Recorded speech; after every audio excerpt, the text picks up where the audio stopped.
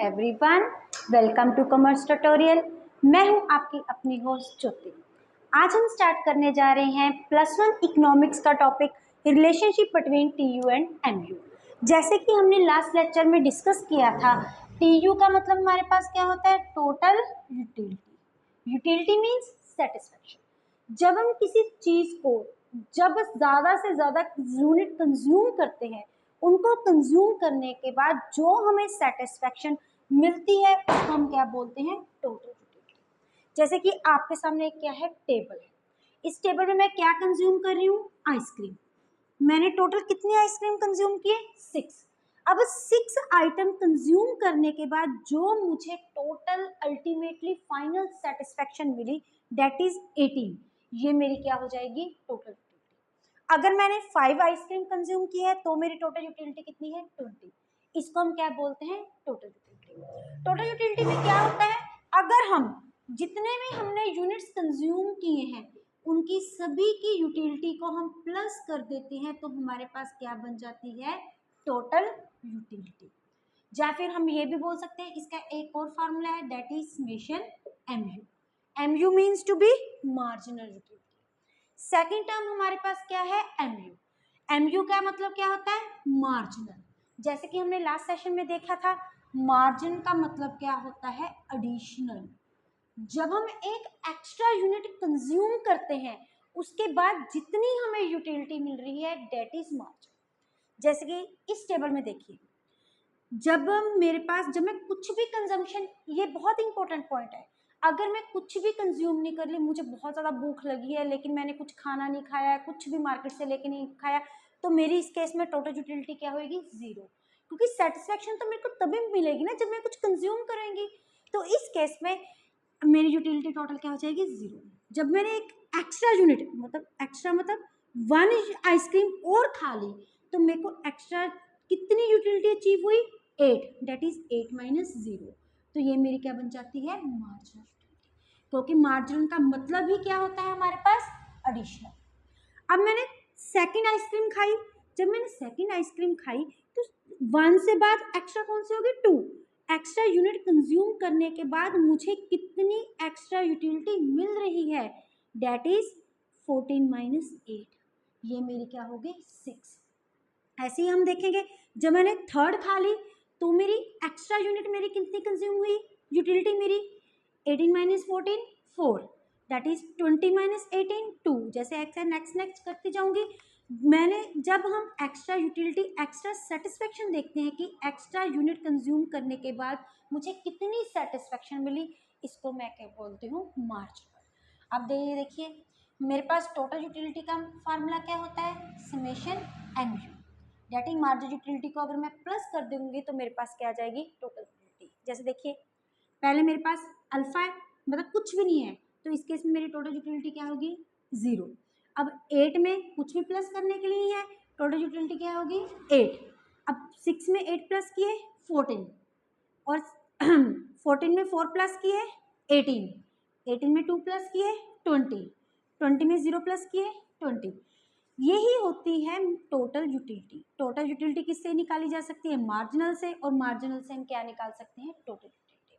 Second, marginal utility का मेरे पास formula क्या होता है, change in total utility upon change in you.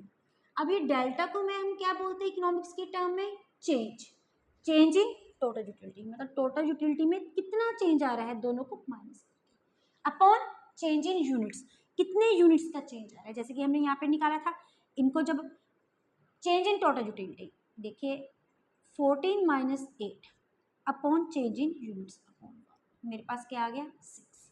उसके बाद इस केस में 18 minus 14 change in total utility upon change in quantity. This is knowns to be the marginal utility, अगर हम इसको फार्मूले के साथ कैलकुलेट। लेकिन उसके बाद हमारा है एक छोटा सा हमारे पास टेबल है। जब भी हमें रिलेशनशिप डिफाइन करना होगा तो उसके बाद हमें टेबल भी देना पड़ेगा, डायग्राम भी देना पड़ेगा। ये है हमारे पास टेबल, ये हम थोड़ी देर पहले अंडरस्टैंड भी कर चुके हैं अभी। अब हम इसको क्या करते हैं कि डायग्रामेटिकली फॉर्मुलेट करते हैं, डायग्राम की हेल्प से शो करते हैं। सबसे पहले हम क्या करेंगे, हमारे पास ऊपर वाला जो डायग्राम है, नीचे मैंने उसमें क्या लिया, एक्स एक्सिस में quantity, that is number of units किसकी, आइसक्रीम की। और एक तरफ मैंने क्या ले ली, T U, that is the total utility, जो कि मेरा first part of diagram show कर रहा है। जो मेरे पास सेकंड पार्ट ऑफ डायग्राम है वो क्या शो कर रहा है, नीचे सेम मेरे पास आइसक्रीम के यूनिट्स, और मैं वाई एक्सिस पे क्या शो कर रही हूँ, marginal utility that is MU. अब देखो कुछ भी नहीं करना, सिंपल जो हमने टेबल में किया है उनके हमने क्या करने हैं, पॉइंट्स प्लॉट कर लेने हैं। जैसे 0 पे मेरी यूटिलिटी कितनी है, 0। जब मैंने फर्स्ट आइसक्रीम खाई तो मेरी यूटिलिटी कितनी है, 8। जब मैंने सेकंड खाई तो मेरे पे यूटिलिटी कितनी है, 14। थर्ड खाई 18, फोर्थ खाई 20, फिफ्थ खाई 20, और सिक्स्थ खाई मेरे पास कितनी होगी, 80। फिर मैं इनको आपस में क्या कर दूंगी, ज्वाइन कर दूंगी, और मेरे पास जो कर्व डिराइव होएगी उसको मैं किसकी कर्व बोलूंगी, टोटल यूटिलिटी की कर्व। ऐसे हमने क्या किया, मार्जिन यूटिलिटी के पॉइंट्स को क्या कर लिया, पुट ऑन कर दिया ऑन द ग्राफ। ये देखिए जब मैंने फर्स्ट कंज्यूम की मेरी यूटिलिटी कितनी है, 8, then come 6, then comes 4, then come 2, 0 and -2। तो मैं इनको पॉइंट्स को आपस में क्या कर लूँगी, ज्वाइन कर लूँगी, और मेरे पास किसकी आ जाएगी कर्व, मार्जिनल यूटिलिटी की कर्व। अब देखिए हम इस टेबल को पहले एक बार अंडरस्टैंड करते हैं कि ये टेबल मेरा क्या बोल रहा है। ये देखिए यहाँ पे मेरे फिफ्थ आइटम पे ये क्या है, एक्स एक्सिस को क्या कर रहा है, टच कर रहा है। इस केस में मेरी मार्जिनल यूटिलिटी क्या है, 0। ये हम टेबल से भी देख सकते हैं। फिफ्थ यूनिट पे हमारी मार्जिनल यूटिलिटी है 0, और यहाँ पे हम इसलिए किसको टच कर ले, एक्स एक्सिस पे। इस पॉइंट पे अगर मैं ऊपर की तरफ एक लाइन ड्रॉ कर रही हूँ तो मैं देख रही हूँ मेरी इस केस में जो टोटल यूटिलिटी है वो कितनी है, मैक्सिमम। ये देखिए फिफ्थ में, ये देखो ये टेबल भी शो कर रहा है, इस केस में हमारी जो मार्जिनल यूटिलिटी है वो है 0, टोटल यूटिलिटी हमारी है 20। ये क्या है, सब यूटिलिटी में से ये हमारी क्या है, मैक्सिमम यूटिलिटी। तो इस बात को ध्यान में रखना, जिस केस में मार्जिनल यूटिलिटी 0 होती है उस केस में हमारी टोटल यूटिलिटी क्या होती है, मैक्सिमम। और इस पॉइंट को हम किस पॉइंट के नाम से जानते हैं, पॉइंट ऑफ सैचुरेशन और पॉइंट ऑफ स्टेटिटी। यहाँ पे मैं मार्क कर लेती हूँ point A, point B, point C. जो मार्जिनल यूटिलिटी का पॉइंट कौन सा है हमारा, सी पॉइंट, और हमारी टोटल यूटिलिटी का पॉइंट कौन सा है, ये पॉइंट को हम क्या बोलेंगे, सैचुरेशन पॉइंट और स्टेटिटी पॉइंट। वो पॉइंट होता है जिस केस में मार्जिनल यूटिलिटी क्या होती है, 0, और हमारी टोटल यूटिलिटी क्या होती है, मैक्सिमम। तो हम ये बोल सकते हैं इस कंडीशन में जो हमारा कंज्यूमर होता है, जो हम होते हैं, वो सबसे ज़्यादा सेटिस्फाइड होते हैं। इसमें हमारा सेटिस्फैक्शन लेवल क्या होता है, हाईएस्ट होता है, और इसके बाद हमारी किसी भी चीज़ को खाने की इच्छा नहीं होती। अप टू द पॉइंट अगर हम टोटल यूटिलिटी की बात करें, up to the point A जो हमारी टोटल यूटिलिटी हो रही है ये क्या हो रही है, इंक्रीज हो रही है। लेकिन जहाँ ए और बी में हमारी टोटल यूटिलिटी क्या है, कांस्टेंट है। कांस्टेंट का मतलब सेम है। ये देखिए ए पे भी हमारी टोटल यूटिलिटी 20 है, पॉइंट बी पे भी हमारी टोटल यूटिलिटी कितनी है, 20 है, मतलब इट रिमेन्स द कांस्टेंट। और उसके बाद हमारी टोटल यूटिलिटी क्या हो रही है, मैक्सिमम, और उसके बाद हमारी टोटल यूटिलिटी क्या हो रही है, कंटिन्यूसली डिक्रीज हो रही है। इसकी जो शेप होती है जो किस पे डिपेंड करती है, हमारी मार्जिनल यूटिलिटी। वो कैसे, देखो up to the point T C हमारी मार्जिनल यूटिलिटी क्या है, पॉजिटिव। ये क्या है, पॉजिटिव, ये ऊपर वाले पार्ट को डिनोट कर रही है। और इस पार्ट तक हमारी टोटल यूटिलिटी क्या कर रही है, इंक्रीज कर रही है। लेकिन जो इसके इंक्रीजिंग का रेट क्या है, वो क्या है, डिक्रीज। ये देखिए इंक्रीज तो हो रही है, ये continuity going to be the increase, लेकिन जो इसमें डिफरेंस है ये क्या होता जा रहा है, कम होता जा रहा है। It means total utility increase तो हो रही है, लेकिन जो उसके डिक्रीजिंग का रेट है वो क्यों है, वो क्या है, डिक्रीजिंग रेट है।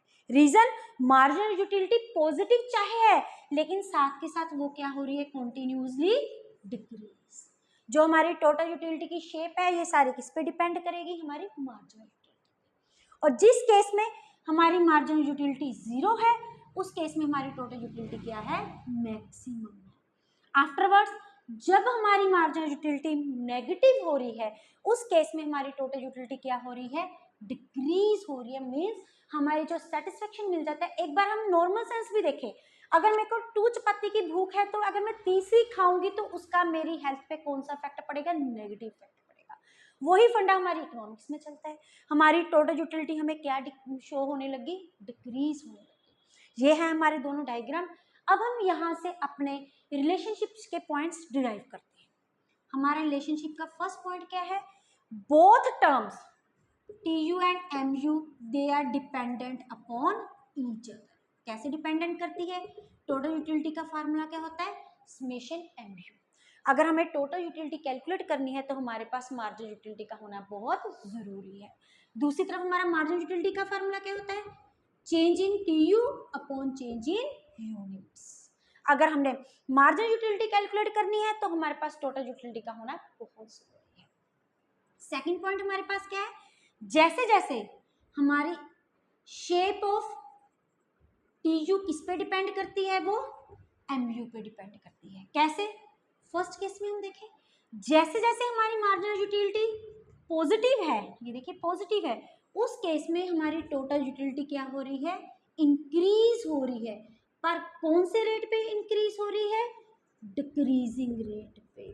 क्यों, क्योंकि चाहे हमारी MU पॉजिटिव है पर साथ के साथ वो क्या हो रही है, उसकी स्लोप कौन सी है, डिक्रीजिंग स्लोप, मतलब वो कंटिन्यूसली फॉल डाउन कर रही है। सेकंड पॉइंट हमारे पास क्या ड्राइव होता है, जब हमारी MU क्या होती है, 0, उस केस में हमारी TU क्या होती है, मैक्सिमम। और इस पॉइंट को हम किस पॉइंट के नाम से जानते हैं, या तो हमारे पास ये सैचुरेशन पॉइंट आ जाता है, या इसको हम कौन सा पॉइंट बोलते हैं, सैटिस्फिक पॉइंट्स। थर्ड हमारे पास क्या है, जब हमारी MU नेगेटिव हो रही है, मतलब ये कंटिन्यूसली फॉल होकर बिलो द एक्स एक्सिस हो रही है, उस केस में हमारी TU क्या हो रही है, नेगेटिव हो रही है। ये हमारे पास है relationship between TU and MU के पॉइंट्स।